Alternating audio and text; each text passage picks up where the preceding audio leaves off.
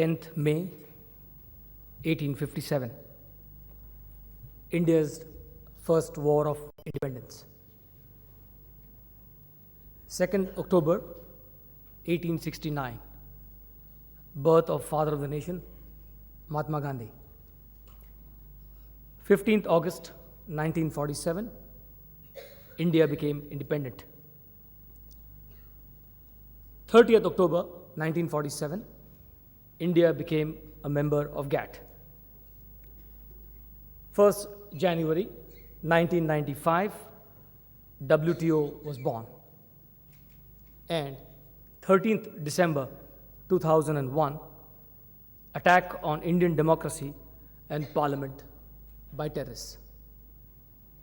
On the same fateful day, 13th December, the all-powerful members of the Paris Club were meeting and agreed to reschedule a staggering US dollars 12.5 billion, or nearly 40% of Pakistan's external debt of about US dollars 33 billion.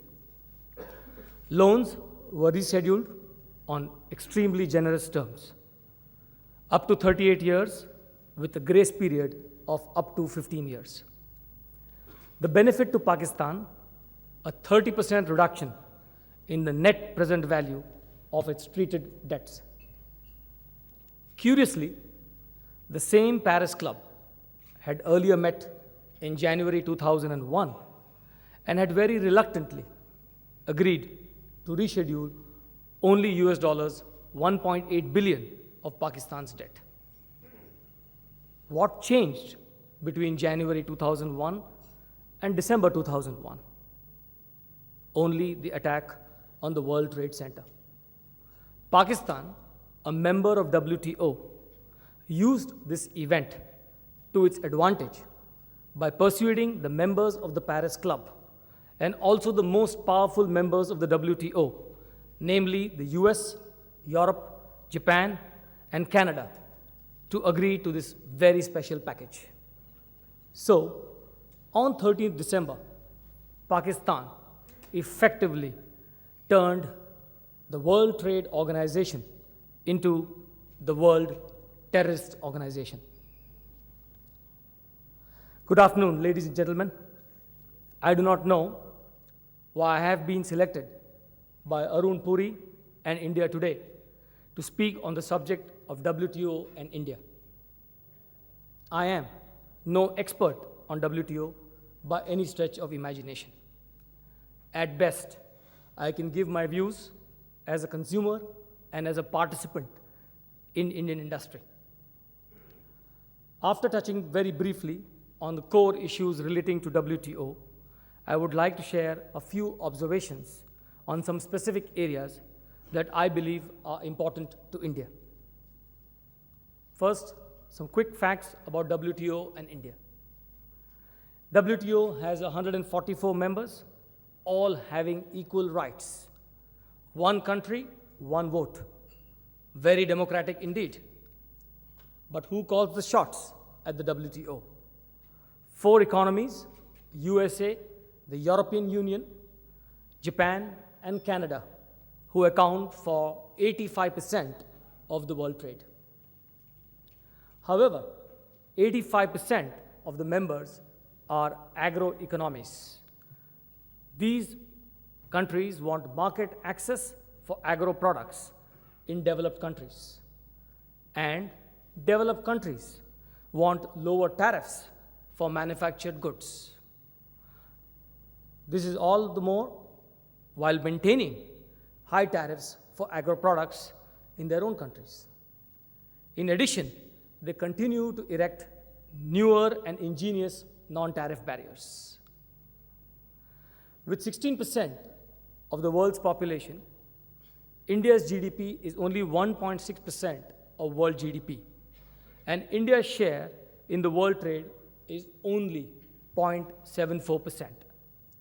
Clearly, we are an important country, important as a nation, but according to other WTO members, irrelevant in terms of world trade.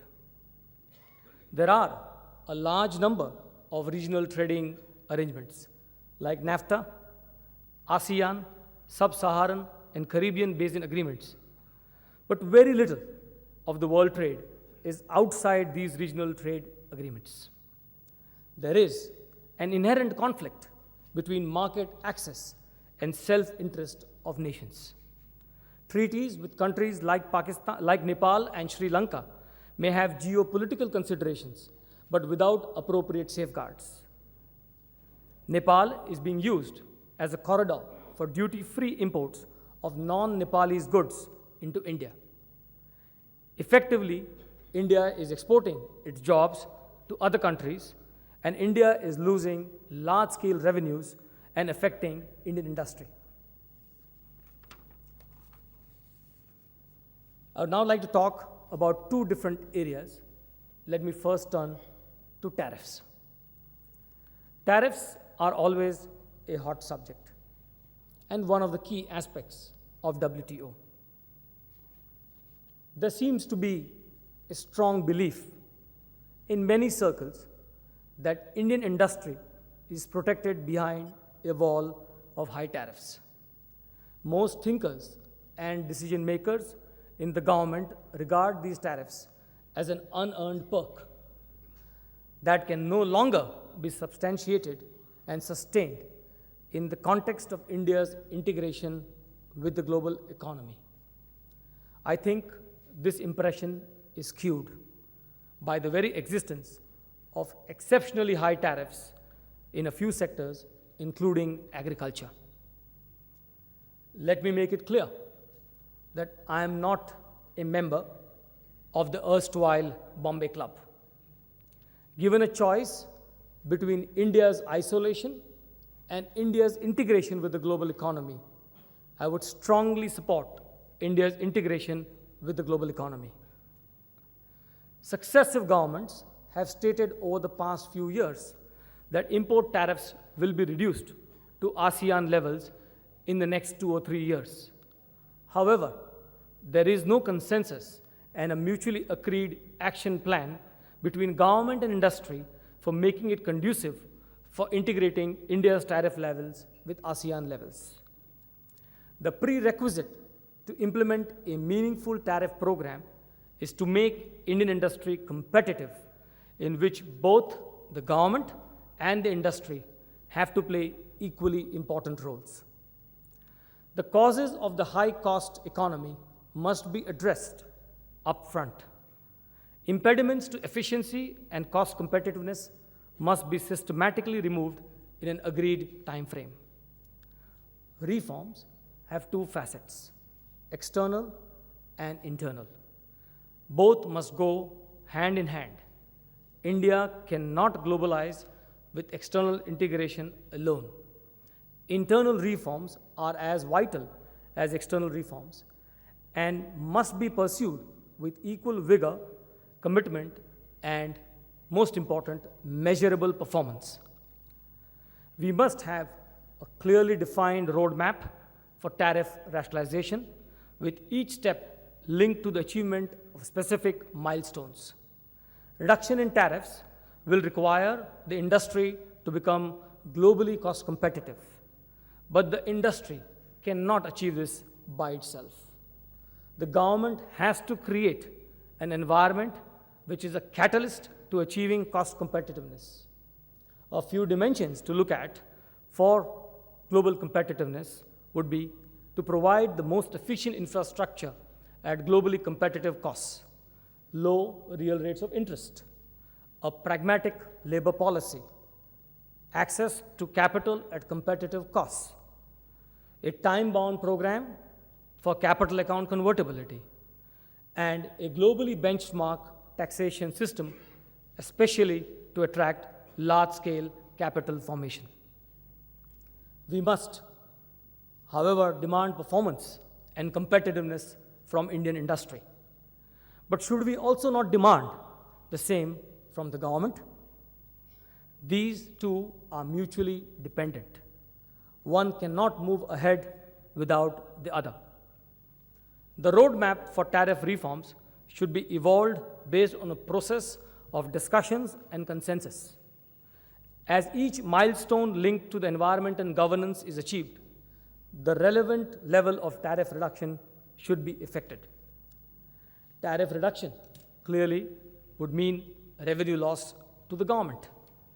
The government revenue is heavily dependent on indirect taxation. The share of direct taxes is less than 40%. Here again, the direct taxes are collected only from 12 million taxpayers.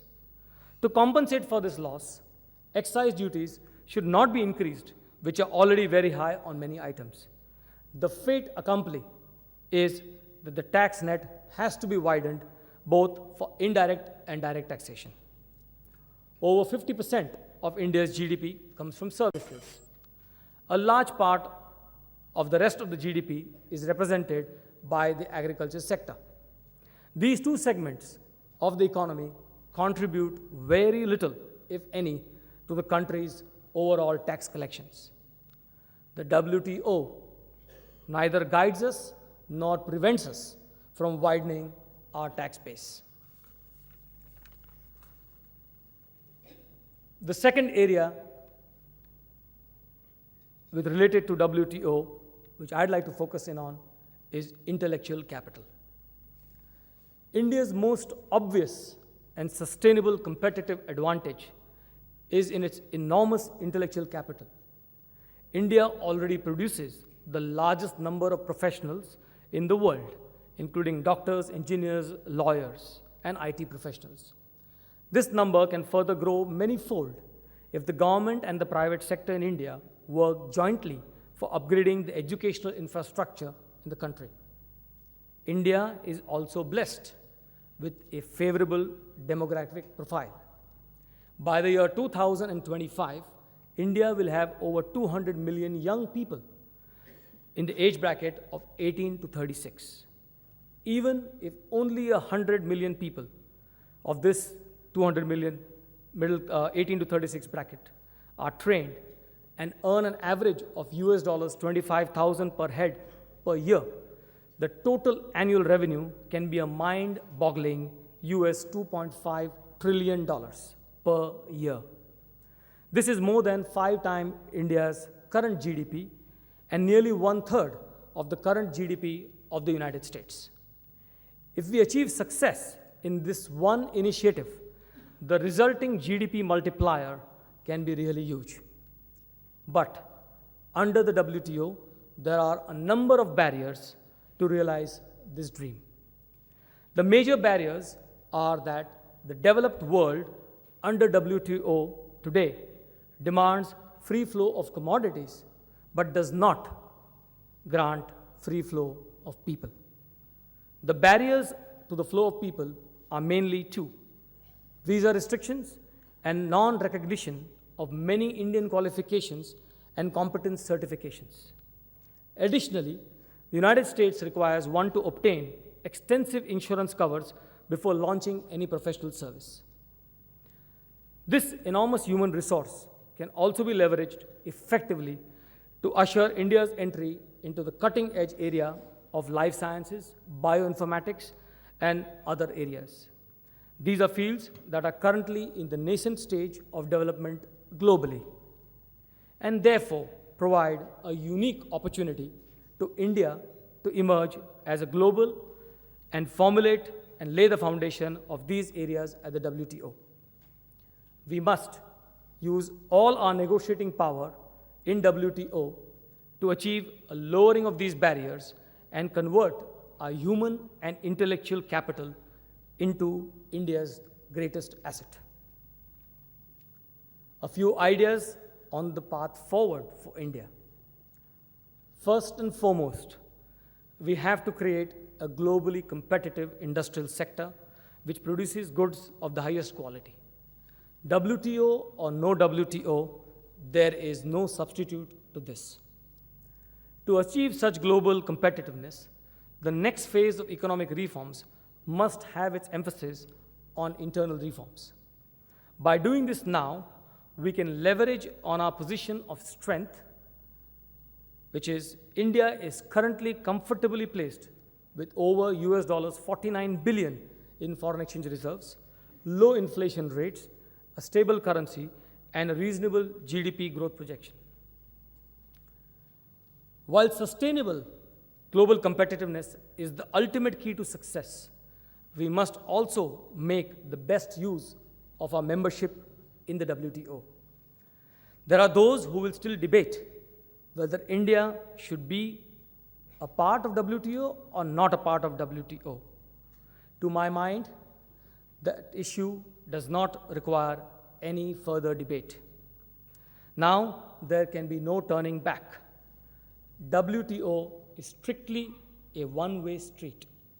Now, the subject, as I was thinking, listening to Onkar Goswami as well as Anil, that the subject has two parts to it. One part talks about the WTO and the global deal, and the second part is India in the New World. Now, so far as the WTO is concerned, I think that there is very little that I would disagree with what Anil Ambani has said, and if we need to pursue something, we can do so later on in the question and answer time. But I do feel I would like to speak on India in the New World because I believe that there is a lot of defensiveness in our mindset, if I may use one of the words used by Anil Ambani. The issue that I want to pose before you is whether India in the New World, the so-called New World of this new millennium, is different than India's opportunities, say, soon after independence or even 25 years ago. I believe, and I have said it before, don't mind repeating again, that the world has changed in India's favor in the last 10, 15 years.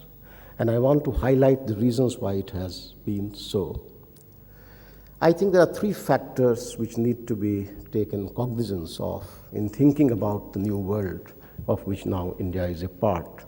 It is not the WTO, what it has done or what it hasn't done, but I think the major changes have been brought in by technology and communications revolution, which has changed the nature of the world, and I believe that that world, the new world, is more advantageous to India than was the case with the old world.